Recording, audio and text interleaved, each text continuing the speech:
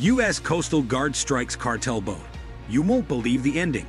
It was 10 in the morning, local time. The sun was already high, glaring down on the wide-open Pacific. Blue water stretched in every direction, calm, but hiding a story about to unfold. Out here, about 140 miles off the coast, a cartel go-fast boat was flying across the ocean at 50 knots. For perspective, a regular fishing boat usually maxes out at 12. Anyone watching instantly knew. These guys weren't fishermen. They were smugglers, and they were making a run they thought was routine. The problem? They didn't realize they'd been spotted almost 2 hours earlier. Washington, D.C. confirms the bust is part of a larger surge in maritime drug interdictions. Officials say cartels are shifting from land routes to sea, banking on speedboats and semi-submersibles to evade detection. But with the Coast Guard's latest upgrades, new cutters, advanced drones, and satellite-linked radar, the ocean isn't a safe highway anymore. It's a trap inside the smuggler's boat. On board the sleek Go Fast, 5 men were crammed together, confident and cocky. This wasn't their first time. In fact, they'd run this exact route 18 times before. Same boat, same meeting points, same protection money slipped to the right people on shore. They trusted the system. The helmsman kept glancing down at his GPS. Everything looked perfect. On course. On time. Smooth. Under the blue tarp stacked in the center of the boat sat their real prize, cargo worth about $42 million on the street. After the cartel's cut, each of the 5 men would walk away with close to $2 million. That kind of money meant a new life, new country, new identity, no more risk. 4 Mercury outboard engines roared behind them, pushing the boat forward at maximum throttle. With nothing but empty water ahead, they thought freedom was theirs for the taking. But while they focused on speed and numbers, someone else was watching. 25,000 feet above, the silent eye. What the smugglers didn't know was that an HC-130J Super Hercules had been circling high above since 600. This wasn't just a cargo plane. It was a flying surveillance hub. Its APS-154 advanced radar was sweeping a 200-mile radius, scanning every vessel in sight. Hundreds of dots popped up on the screen. Tankers, fishing boats, cargo ships. But one stood out. At 800, the radar operator flagged it. The speed didn't match the profile of a fishing boat. The course didn't match shipping lanes, and it was missing an AIS transponder signal, the automatic identification system required on legitimate ships. 3 red flags in one glance. The Hercules crew switched to their electro-optical camera system. From 140 miles away, the camera zoomed in tight. They could literally count the outboards, see the tarps covering the cargo, and even spot the smugglers moving on deck. At 9:45, they noticed something important. The Go Fast stopped zigzagging and started running straight north. Maybe the smugglers were getting overconfident. Maybe they were burning more fuel than expected. Either way, the Americans above knew they had them. Let's talk gear. Because when the Coast Guard comes knocking, they don't show up with pea shooters. M240B machine gun, the Thunderline.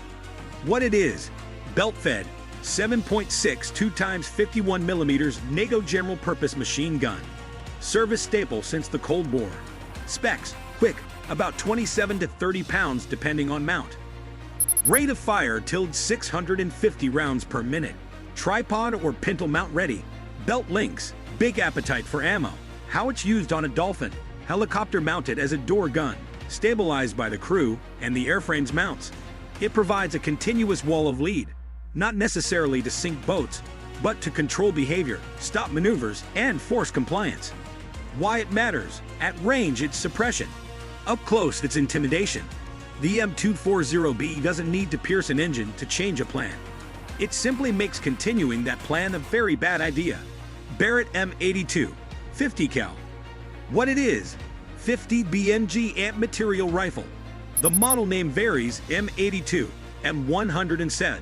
Same family. Built for extreme reach and extreme effect. Specs: quick. Rifle weight till 30 to 35 lb. Round mass till 42 gram.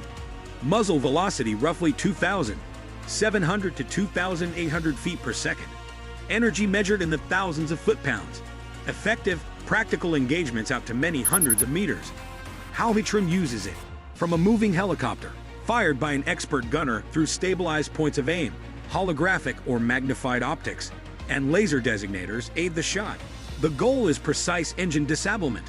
One round, one outboard dead. Not splash victims, not destruction for drama. Surgical disablement. Why it matters. 1. 50 round through an aluminum powerhead does what months of paperwork can't. It stops the boat and preserves the scene. It's not about killing the boat. It's about converting a runaway into evidence. RHIB boarding boat. What it is, a fast, tough boarding craft. Typically 7 to 12 meters depending on the mission. In interdiction ops, you get the 7-meter fast RHIBs. Lightweight hull, inflatable sponsons, and brutal acceleration. Twin outboards or diesels push them to 35 to 50 plus knots depending on load. Specs: quick, high power to weight ratio, planing hull for stability at speed, minimal radar signature compared to bigger ships. Capacity: team of operators, plus gear and light prisoners. Highly maneuverable in swells. How it's used: launch from the cutter, close fast, present a physical and psychological wedge. Then lock the suspect vessel in a pincer and force compliance while boarding teams provide lethal presence if needed. And don't forget the USCGC Kimball herself. 418 feet of steel. Top speed, 28 knots. Endurance, 12,000 nautical miles. Bristling with sensors that can spot a mosquito on the ocean if it sneezes. News sidebar: the Cartel's billion-dollar highway. Smuggling routes across the Pacific aren't random joyrides. According to recent D reports, cartels move more than $100 billion worth of narcotics annually using sea lanes alone. Go-fast boats are only one part of the chain. There are also semi-submersibles, fishing boat disguises, and even narco subs capable of traveling thousands of miles underwater. And here's the kicker: over 80% of cocaine seized in the US is traced back to maritime routes. For cartels, the ocean isn't just water. It's a billion-dollar highway. For the Coast Guard, it's the battlefield. The call to the cutter. The tactical coordinator picked up the secure satellite phone. Kimball, this is Eyes 1. Target maintaining course north, speed 50. Recommend launch interdiction assets. The message raced through encrypted channels, reaching the Coast Guard cutter Kimball. Then moving on to Joint Interagency Task Force South in Key West, and even the D liaison monitoring cartel patterns. The cutter Kimball was too far away to catch the smugglers directly. It could only hit about 28 knots top speed. But it didn't need to. The math was simple. At that speed, the smugglers would run out of fuel in about 4 hours. The helicopter could launch now, intercept in minutes, and finish the job. The cutter would only need to arrive later for cleanup and processing. The chase was already over. The smugglers just didn't know it yet. Now, the smugglers aren't totally clueless. They got tricks too. Custom go-fast boats with fiberglass hulls, painted sea gray for stealth. Twin or quad outboard Yamaha 250s, each worth $20,000. They strip them down, modify fuel tanks to hold 200 extra gallons, so they can run non-stop for 1,000 miles. Sometimes they even use narco subs, half-submerged, radar evading, low-profile nightmares. But here's the punchline. Every time they innovate, the Coast Guard innovates faster. The smuggler's playbook. Cartel smuggling tactics haven't changed much over the years. Go-fast boats usually run hard during the day. The reason? Ironically, it's easier to hide in plain sight among all the other traffic. On radar, their speed doesn't stand out as much when mixed in with cargo ships. They zigzag constantly, never holding a straight course long enough for a patrol boat to calculate an intercept. It's a cat-and-mouse game they've played for decades, and usually, it works. But today, there was one huge problem. They were running well within the range of the Coast Guard's HITRON unit, Helicopter Interdiction Tactical Squadron, the only airborne team in the world authorized to fire weapons to disable boat engines in open seas. 1100 hours. The MH-65E lifts off. At 11 sharp, the MH-65E Dolphin lifted off from the cutter Kimball's flight deck. The twin turbo engines roared, pushing out more than 850 horsepower. This wasn't a regular rescue chopper. This Dolphin was specially modified for one mission: stop smugglers. The pilot banked hard toward the intercept point, climbing to 3,000 feet for fuel efficiency. 20 minutes later, the co-pilot spotted it, a massive white rooster tail stretching across the blue. 4 engines at full throttle throw an insane amount of spray into the air. From 3 miles away, it looked like someone had drawn a chalk line across the ocean. The smugglers were still weaving left and right, textbook cartel zigzags. They had no clue the Americans had been watching for more than 2 hours. Helicopter versus boat. Against a patrol boat, the smugglers' zigzag trick worked. Every course change forced a surface vessel to burn fuel and recalculate. But against a helicopter, different story.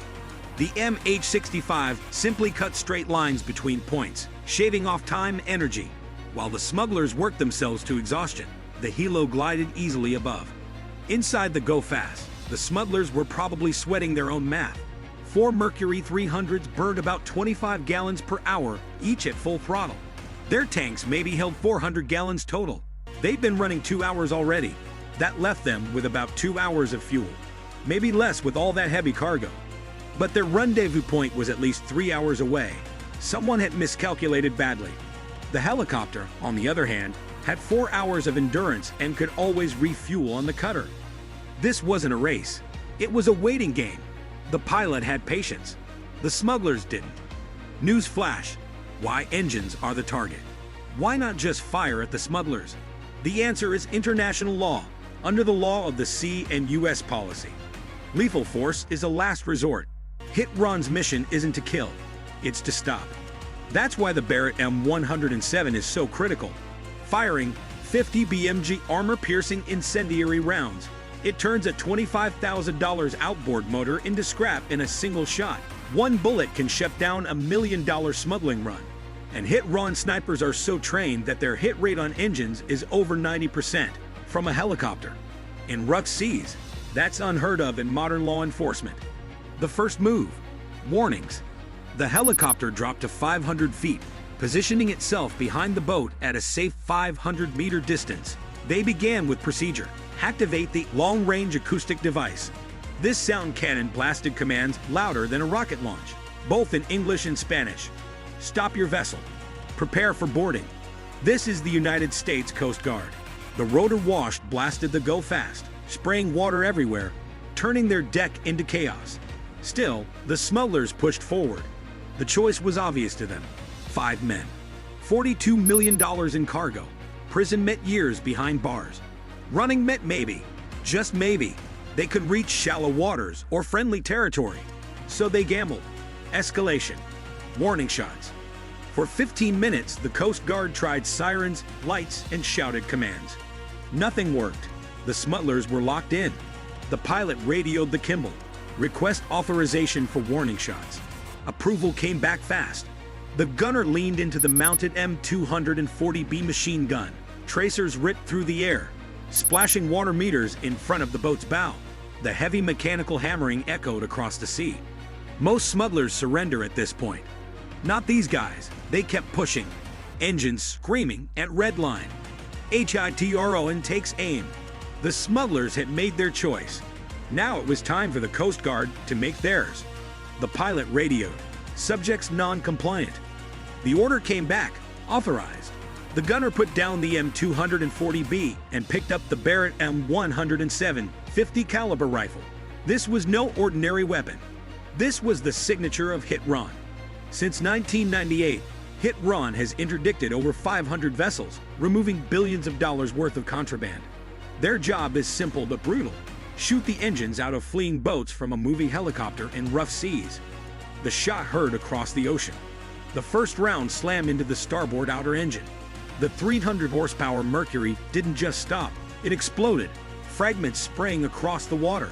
The boat dropped from 50 to 38 knots instantly. The second round destroyed the port outer engine, killing fuel lines. Now they were down to 25 knots. The boat started wallowing, losing its sharp maneuverability.